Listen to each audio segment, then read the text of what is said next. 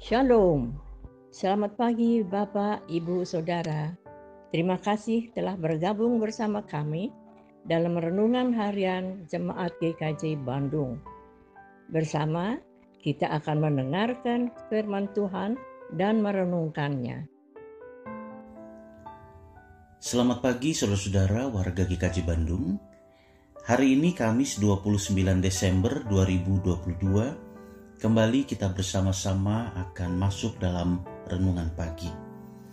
Renungan pada pagi ini didasarkan pada Mazmur 37 ayat 5 demikian. Serahkanlah hidupmu kepada Tuhan dan percayalah kepadanya. Ia akan bertindak. Tema renungan kita adalah langkah iman. Saudara-saudara sekalian, menjelang akhir tahun seperti sekarang ini, banyak orang mengambil kesempatan untuk berefleksi.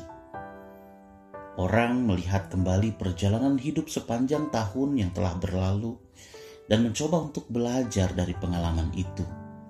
Mungkin ini juga bagian dari apa yang saudara-saudara biasa lakukan.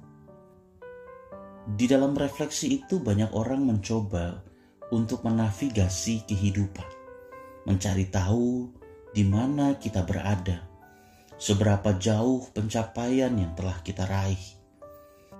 Di sana ada satu pengalaman yang baru, satu cara pandang bagi kita untuk melihat dan menghargai bagaimana proses-proses kehidupan dibentuk.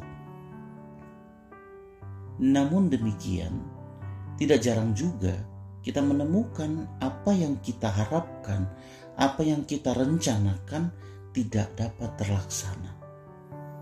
Lalu apakah itu artinya kita kurang beriman?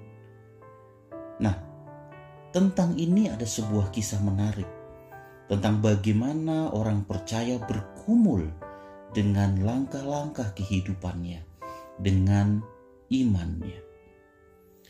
Namanya Adelaide Addison Pollard. Ia lahir di Iowa tahun 1862. Pollard adalah seorang yang keras kepala, punya keinginan kuat dan cerdas, dan juga luar biasa bandel. Ia selalu mencoba untuk mendapatkan apa yang ia inginkan. Bahkan ia siap jika harus mati-matian untuk memperolehnya. Ketika dewasa, ia tertarik untuk menjadi seorang misionaris di Afrika. Maka ia pun menyiapkan diri sebaik-baiknya. Tetapi kesempatan belum juga datang kepadanya. Hal itu antara lain karena masalah dana dan juga kesehatan yang tidak memungkinkan baginya untuk pergi ke Afrika.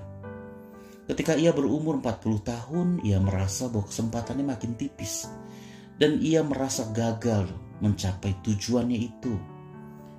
Tetapi suatu kali ketika ia sedang bergumul, tanpa sengaja ia mendengar sayup-sayup doa seorang nenek yang berkata, "Lord, it really doesn't matter what you do with us. Have your way with our lives." Kira-kira terjemahannya, Tuhan, tidak menjadi soal apa yang hendak Engkau lakukan dalam hidup kami. Jadilah kehendak-Mu itu. Pollard yang saat itu bergumul dengan harapannya sejenak terkesima.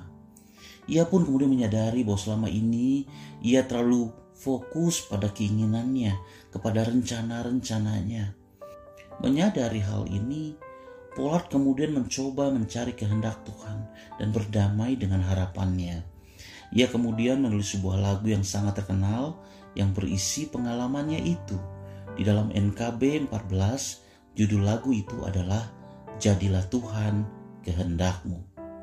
Saudara-saudara, di masa refleksi seperti ini, marilah sekali lagi kita mengingat apa yang dikatakan Mazmur 37 ayat 5.